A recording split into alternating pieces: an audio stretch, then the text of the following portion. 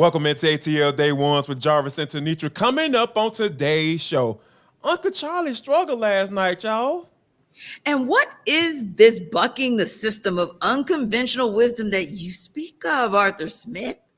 And last but not least, and for the culture, Georgia high school football just hit a little different, y'all. It's ATL Day Ones. Let's go. This is ATL Day Ones, part of Locked On Sports Atlanta. And it starts now. I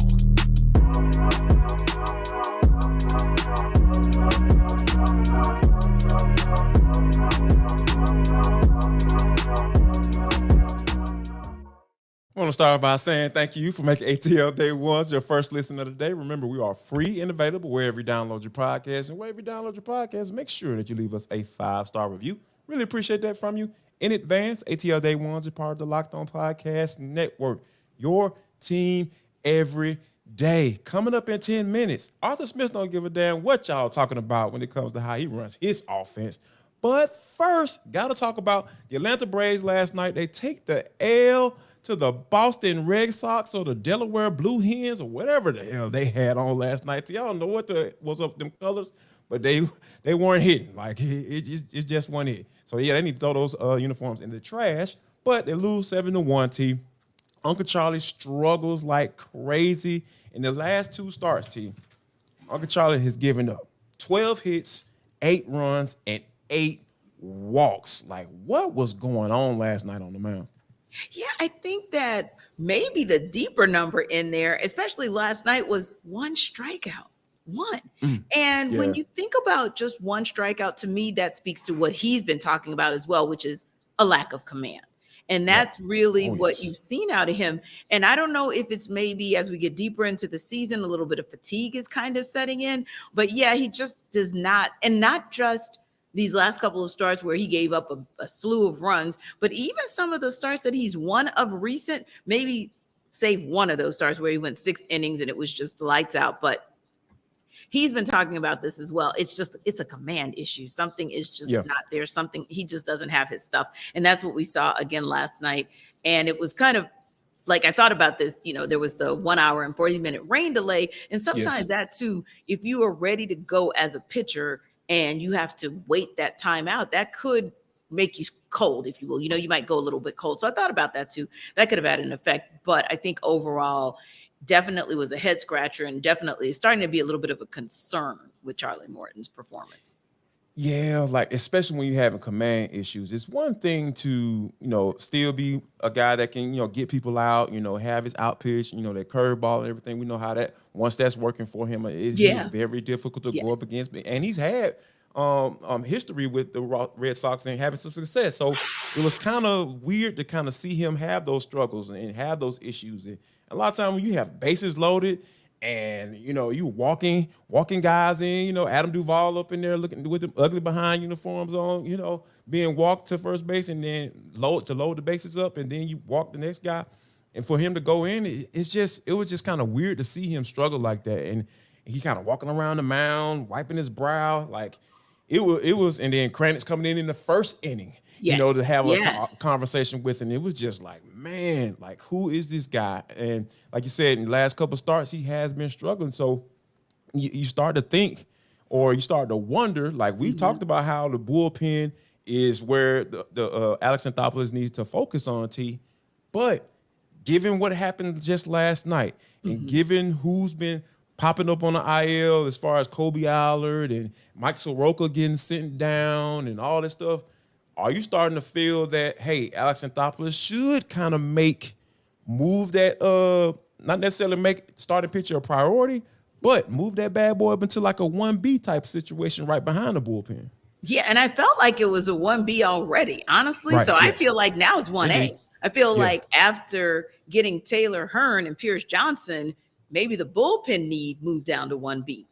I don't know, because then again, there was Daysbull Hernandez's performance as well last night. So anywho, but I feel like maybe what Charlie Morton's subpar performance shed a light on it. I'll be interested to see how Spencer Strider performs tonight, to see if you or I have this conversation again tomorrow. But today I feel like Charlie Morton's performance actually might have said to Alex Anthopoulos, if it didn't, I'm sure he was already ringing the phones and receiving calls as well. But I think that it kind of puts a little bit more focus on, hey, maybe I have the bullpen shored up. And then, of course, the infield is shored up, the outfield, other than leaving 1 of 8 in runners in scoring position last night. For the most part, the Braves bats are still strong, right? And we already know, we talked about this pre-show, Ronald Acuna Jr. did his thing. At least he got you a steal and he got you in position to score. It's not his fault that there was no scoring. And then, of course, that amazing triple play showed you that the Braves were once again defensively quite fine. I mean, they did something that hasn't been done in 2 decades by that team, and an 8.53, never in the history. So when you look at it from that perspective, here are your 2 areas where you're still solid. This is the area where you're challenged. So I feel like maybe that's Alex Anthopoulos picking up the phone and saying, hey, can we resume that conversation about the possibility of getting fill in the blank, whether he's going to go up to the Chicago Cubs and they look like they're doing a wholesale, or whether you can pull something off like you and I talked about on our go to the other team on the south side too. Exactly. You can go to the White Sox. So yeah, there are more than enough opportunities out there for teams that are in wholesale mode, if you will. But there are even some teams like the Padres, I wouldn't say are necessarily in wholesale mode, but they are having some conversations about the possibility of trading Josh Hader. Those may be the types of conversations that may be ratcheted up after last night. Yeah, I wholeheartedly agree, because one thing about Alex Anthopoulos, he's not going to rest on his laurels. When he sees an issue, he sees something that can kind of linger, like somebody passing gas in church and nobody want to claim it. He going to claim that bad boy and say, you know what, I'm going to go make this phone call. I'm going to have this conversation. It may be a hard one to have, but he's going to do exactly what he needs to do. Now, a guy that we've talked about on this show that needs to do what he needs to do in order to kind of get back on track, because one thing about Trae Young, like when he first came in and made the run to the Eastern Conference Finals, a lot of people started jumping on that bandwagon and say, oh, yeah, Trae Young. Yes, and I know I was like, yeah, that's my boy. Let's go. And a lot of people kind of, how once the national media gets involved, a lot of people start saying, okay, y'all need to hold your horses. He's a little bit overrated. And then you start seeing him being talked about in the overrated. And now it seems like he's just been diminished to the opposite end of that spectrum, right? Because just going through the MVP odds, for going into next year, they have Trae Young at plus 6,000. And, his arch nemesis, they try to make it seem like it's a rival, but it's really not. Those guys respect each other's games. They got Luka Doncic at plus 650.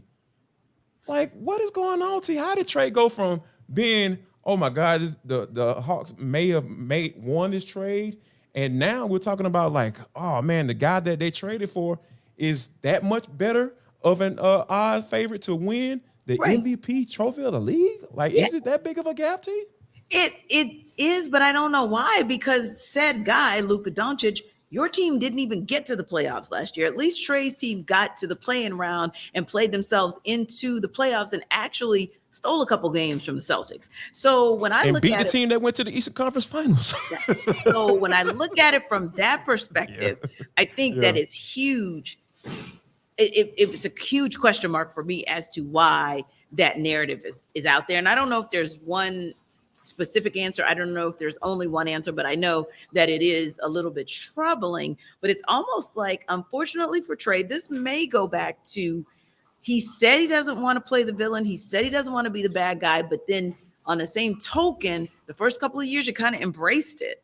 So once you embrace that, and maybe you were put in that box, now you're in a situation where you have to battle your way out of it. And yes, low-key, Luka is known as a whiner, a flopper, that type of player. However, the national narrative about him isn't that. So it's easier to put positive things out there. And hey, if you're a betting person and you believe that the narrative is true, then maybe that's what influences the odds makers as well. But again, yes, that was a couple of years ago that the Hawks made the run to the Eastern Conference Finals, but Trae was an integral part of them being able to get out of the play-in round and steal one from the Heat and then turn around and steal a couple more or take a couple more. I won't even say steal, because they played their way out of the play-in tournament and they played their way through that first round to take the Celtics to 6. So in my opinion, I think it's one of those where it just may be like we keep saying, Trae is going to have to do some work, justified or not, to rehab his image so that he can be a part of these conversations like he should be, at least as much as Luka Doncic is. No doubt, because at the end of the day, those guys have accomplished the same thing since they in their NBA careers. Neither one of them has won a championship, and both of them have gone to a conference final. So that's kind of where we sit, right now. So, and like I said, I feel like Trae is going to do the work. I might believe that a little bit more so than you do, but I really I think Trae understands where he is in his career, and I think he's going to make the necessary adjustments to get where he wants to be. Now, you talking about some betting odds. How about this? How about messing with the #1 sports book in America? That is FanDuel Sportsbook, people. Where have you been? We've been talking about FanDuel for a long time. It is the #1 sports book in America. And guess what? They got some super, super good deals just for you. All you got to do is bet $20, and you get up to $200 in bonus bets, win or lose. I'm telling you guys, this app is safe, secure, it's super easy to use. You don't have to worry about anybody getting your information. And plus, you don't have to worry, once that bet clears, you don't have to worry about going out and texting nobody about your money and pulling up on somebody's doorstep trying to get your bread because you won the bet. It comes right to your door. So all you got to do is go to FanDuel.com/lockedon. That's FanDuel.com/lockedon to get up to $200 in bonus bets back if your first bet doesn't win. FanDuel.com/lockedon. LOCKEDON. FanDuel. It is the official sportsbook betting partner of Major League Baseball. A training camp started in Flowery Branch today. So now is where, as Calais Campbell said, you really get down to it and you really get to see what each and every person is all about. Now, we know he, of course, is on the non-designation PUP list, but Arthur Smith said, as you tweeted out, Jarvis, that everything's going to be fine. There are no long-term issues or implications, but he was indeed present there for his 16th training camp. But we know we've got some guys that are in their first training camp, second training camp that we really have our eyes on because we want to see what it is that they're going to be able to show us in training camp ahead of the regular season. Now, of course, Jarvis and I will be out there throughout training camp in Flowery Branch. We'll bring you guys all of our reaction, all of our thoughts on what we see. But first things first, let's talk about what you saw and what you heard today. Interesting conversation, as always. Arthur Smith is always going to give us a nugget to think about because he's a cerebral guy. And one of the things that he told you when you asked him a couple questions, but one of the takeaways that you had was his comment that basically said, I don't mind bucking the system. And when we talk about the system, yes, on defense, we know that Ryan Nielsen is probably going to throw some wrinkles in there that the Falcons haven't seen, maybe the league hasn't even seen as well. But really, that comment to me speaks more about what Arthur Smith wants to do on offense, because unconventionally, the team as a whole drafted position players. You literally drafted skill players, rather, in Drake London and Kyle Pitts. And that's not something that you see done draft after draft. And then you went and drafted Bijan Robinson, definitely bucking the system. We know all the conversation and commentary about the position of running back these days. And Arthur Smith is unapologetic about the offense running, no pun intended, through the ground game. So what were your thoughts? You felt like there was a sneaky little undertone there that Arthur Smith was trying to convey when he talked about, really, I don't give a flying flip about what everybody else is doing. You know what? To be honest with you, I like that. Yes. I like people who march to the own beat of their drum, right? Or whatever. So however they're saying is, like, because I feel like that's kind of how I am, you know what I'm saying? Because I may be a little bit biased to that. But, when you think about, being able to run the football as successfully as they did last year, and once they did throw the football, they kind of got exposed, right? And you kind of understand why Arthur Smith had to go with that system last year, and you hope and pray that Desmond Ridder can be an upgrade to that, right? And not going to take much to be able to do that too. So I think he's just basically leaning into what he already does, because leading up to that, that answer, I asked him about Michael Pruitt, and you know what? Michael Pruitt had 4 touchdowns last year. He was a guy that's well liked in the locker room, a guy that you can count on in the red zone, obviously. And when you think about having him, you have Jonnu Smith, you got Kyle Pitts, you got Parker Hesse, you got Keith Smith, who you can throw in there as well. So I was just kind of kicking it around. Like, hey, coach, what about that 14 personnel? He was just like, man, it may be 05, whatever. You know what I'm saying? I don't mind bucking conventional wisdom. And I think that's the whole mantra of the team, right? Like you mentioned, with a draft, 3 consecutive years on drafting pass catchers. I know Bijan Robinson is the running back, but he's going to be used in the passing game a lot, folks. I better get used to it because, hey, Tyler Algier was out there taking snaps with the ones. Like, he's still there. He ain't going nowhere. I really feel like he's not going anywhere. And I think it's going to be Arthur Smith is going to get very creative when it comes to his formations. Then we already know. I will continue to scream at the top of my lungs. Formations dictate what the defense is going to give you, or they can dictate coverages. And when you dictate coverages pre-snap, that makes it easier for the quarterback. And what makes it easier for a quarterback, it kind of works because you have a 3rd-round draft pick that nobody believes in outside of that building up in Flowery Branch. So I think that for Arthur Smith to kind of essentially confirm what I already thought anyway, for him to say it out loud, I just thought that was really cool to understand, like, okay, here's the culture. Here's what it is. Here's what we are. We are the Falcons. We don't care what you do. Here's what we do. And then you are the ones that are going to have to make the necessary adjustment. Yeah, and Chris Lindstrom talked about that as well, just being excited to have a guy like Desmond Ridder who like you said, they believe in what he can do in that building. And this is an opportunity also for Arthur Smith because he has the good fortune of having Desmond Ridder for an entire season under QB1. There's no competition this season. He's the guy. So that allows you to then say, okay, to your point, I have Tyler Algier. So that's sort of the established run game, if you will. I have Cordero Patterson. That's the established run game. And then I can easily add Bijan Robinson in, and that's the established run game. So let me go over here and kind of work my magic and see how we can evolve the passing game.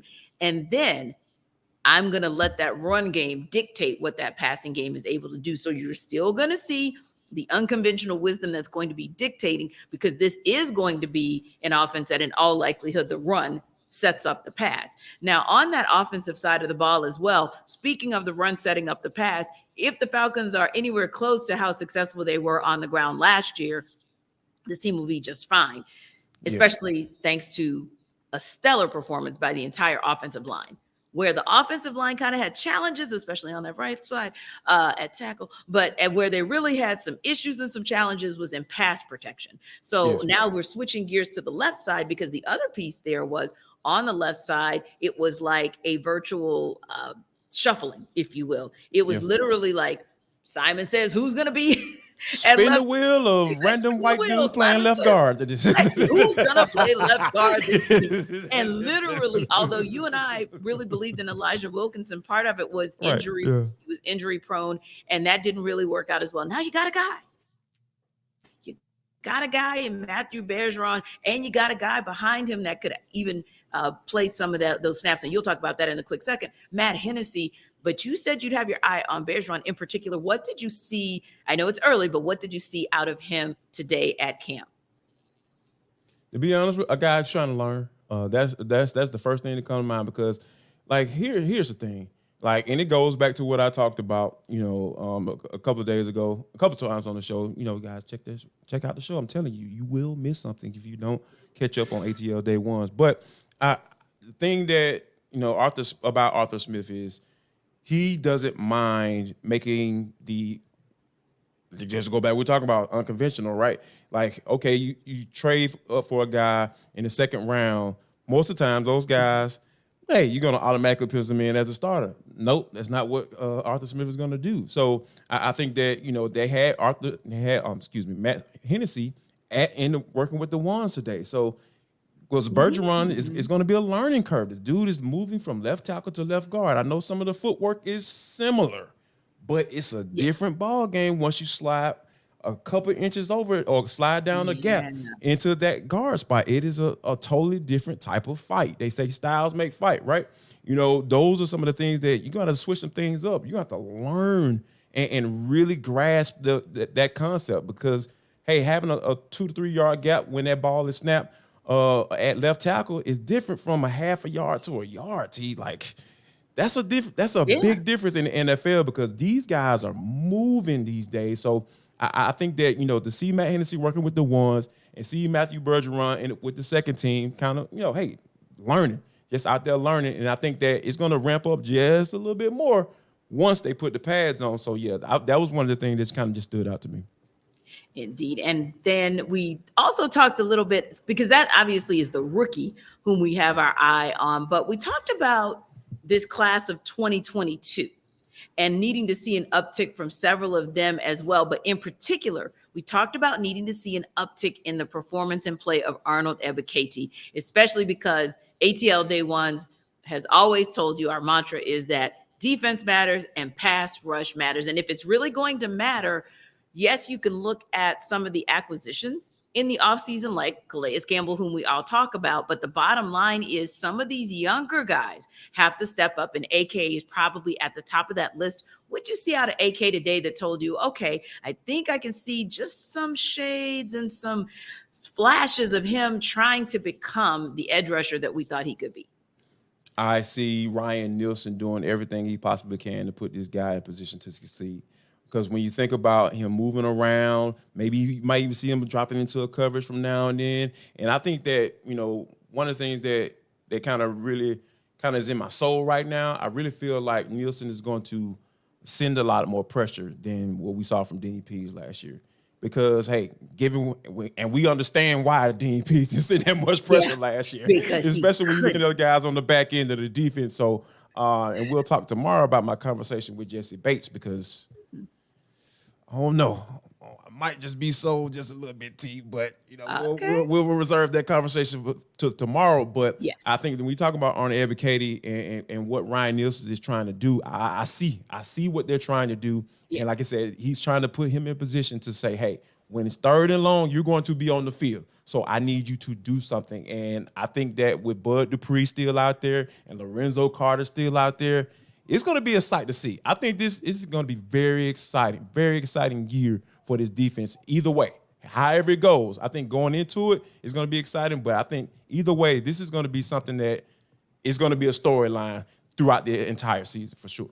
Yeah, I do think so, because both of the positions that we're talking about, if we look at left guard, even if we look at, and I'll just say pass rush. We'll just keep it generic like that. Yeah, there's definitely not a lot of competition per se. You kind of know where various players are going to kind of fall on the depth chart, for lack of a better term. However, and I say that meaning with the starting position, right? But I do think there's something to be said about the possibility of varying the percentage of snaps that the 1 and the 2 might take, right? And that's on both sides, with both mats, if you will. And really, I'm going to say just about anybody in that darn pass rush core. So I do think that there's absolutely an intrigue there. Not so much that there's intrigue because there are these position battles, but more so, what are you showing to your offense coordinator, your DC, and even your head coach that say, okay, I'll probably split these snaps a little bit more evenly, if you will, or I can see where that guy's showing me something that in particular packages, he is our guy. So like Jarvis said, more coming from Flowery Branch throughout the course of training camp, from Jarvis, from me. We can't wait to share that with you guys. And yeah, we'll do some more deep dives tomorrow into his conversation with Jesse Bates and talking a little bit about the secondary. But in the meantime, if you guys happen to have some thoughts, you got any questions for us that you want us to ask, kind of put it in our mailbag, which is our chat on YouTube. And we might just take those questions to Flowery Branch and then bring them back on the ATL Day One show. So don't forget, everydayers, drop by, drop some comments in the chat on YouTube. And of course, drop this down where you download all of your podcasts.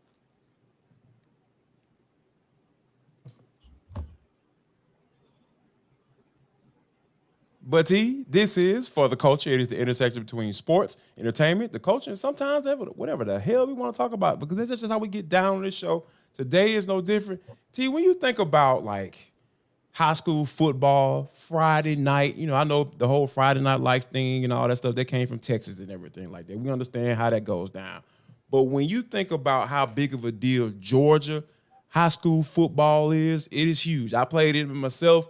And when you think about all the things that kind of go into the type of talent and the recruiting bed that is Georgia, the state of Georgia, and how they kind of match up with guys who are in the NFL right now. Hey, we out here, running it up with the likes of the Californias and the state of Florida's as well. So I think that this is a big deal down here. So here's kind of to even confirm that even more. How about this? Georgia High School Association and Score Atlanta, in conjunction with Huddle T, are hosting the first ever high school media day today. 77 high school teams with coaches and 20 to 25 players will participate, including every team that won a state title in 2022. How big is this for these guys, especially for the coaches and for the players, to be able to go through an experience like this, be able to go through something like that, to be up here answering questions and being covered in a manner that kind of is conducive to what we see in college football today? Yeah, at each level, you talk about being on the biggest stage and being prepared for the biggest stage. This is the kind of thing that prepares these players for the biggest stage, whether that's going to be the college football playoff, whether that's going to be the Super Bowl, or even for some players that might decide, hey, football is not for me, I'm going to go play basketball or baseball. It just really, really helps those guys to get into the swing of that because, hey, let's just be honest, this is a hotbed, just like Texas, Louisiana, Florida, California, for high school football. And it's likely that each of these 20 to 25 players for each of these 75 teams is going to land on somebody's college football roster next season. That said, it is mind-blowing to think that Huddle brought its entire staff from Dallas for Georgia high school media days. Huddle. So that is impressive. Kind of a big deal. For those who don't know, that's where everybody watch their film. They send out to coaches and how they get access to go to college to Huddle, be recruited. right. So Huddle is the foremost authority, deal. right? Whether you want to look at tape on a particular player, whether you want to deep dive into a pre-brief or a post-brief or a halftime analysis of a game, because they actually have reporters who are logging on real time to walk you through the stream of many games, thousands of games all across the country. If you want stats on particular players, if you want their version of a 3, 4, 5-star review, Huddle has it all. It really is almost like, not to overstate it, but almost like the ESPN for high school football in particular, but of course, high school sports across the board. So that's one piece of that. And then you think about this. We said 75 schools, right? That means Buford High and Dylan Raiola are there. So that's the piece there as well. Like, there are luminaries in the building to the point where I spoke with our guy. I know you got to call him a luminary because at this point, it's a household name. And the guy he's still a senior in high school, but he moved here. And listen, when you think about it, Jarvis, this is part of the reason that you get a Dylan Raiola to move from California to Georgia, because yes, California is a hotbed, but Georgia is the hotness right now. So you get to see what he brings to the table, how his mind kind of works, if you will. That's also a great, dare I say it, recruiting tool, right? Not that everybody didn't know that a hotbed was Georgia, but in case you needed to see all the talent on display pretty much at one time, here it is for you, front and center. I think it's an excellent and an amazing opportunity. And our guy, Rusty Mansell, he is the founder of On3, and of course has done a lot of stuff over the years with 24/7 Sports. He and I had a conversation about it over at 92.9 earlier. And I said to myself, I said, Rusty, because he's like an idiot savant when it comes to high school football. I was like, Rusty, how big is he and this? Sam Crenshaw he's scary. Right this. Yes, exactly. They're like 1A and 1B. So talking to Rusty about it, and I saw Sam today, didn't get a chance to talk to him. Yes, dropping that we were here at the MEAC SWAC press conference ahead of the MEAC SWAC challenge. But so that's where Sam was today. Like you said, Jarvis, otherwise we know where he would have been. He would have been right there at that media day. But Rusty was headed over there, and he said, this is a huge deal, because honestly, Jarvis, unless we're missing something, those other 4 states that we mentioned who stay in the top 5 for recruiting for football, they don't have anything like this. So Georgia, once again, is setting the bar super high and putting down the blueprint. Yeah, I don't think it's a coincidence that, given what Kirby Smart has done on the national level and back-to-back national championships and going for a 3rd in a row, which is not crazy to say, it's possible, it could happen.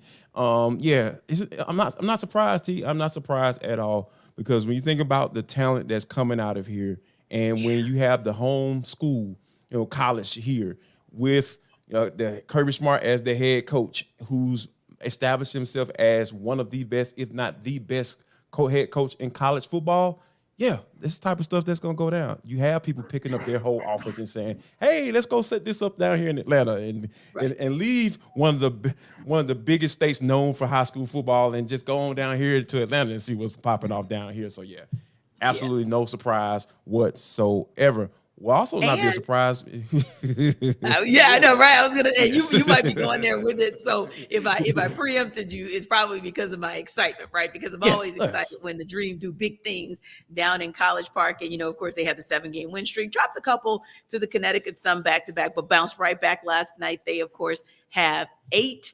sellouts this season, far and away blowing everybody else out of the water in the WNBA. So just shout out for them, of course, getting a 78-65 win last night. That was huge. That was over the Phoenix Mercury. So yeah, shout out to what the ladies are doing down in College Park, and just keep doing the darn thing, because guess what? We talk about the Braves contending for potentially a World Series. We talk about the Falcons possibly finally getting back to the playoffs, but low key, these ladies are right in contention for the WNBA playoffs as well. Absolutely. And we hope you stay in contention with ATL Day Ones and making it your first listen of the day. Our everydayers, appreciate you guys. Go ahead and drop that comment in the comment box. Give these people FOMO, because, hey, you watch with and you rock with us Monday through Friday. Really appreciate that from you. Go ahead and join the cool kids. We appreciate you in advance. And last but not least, before we get out of here, T, I want to let the folks know, if you don't do anything with your life, make sure that you share love, show love, and start drinking some ice water, because it's hot as hell outside, and spread some love, please.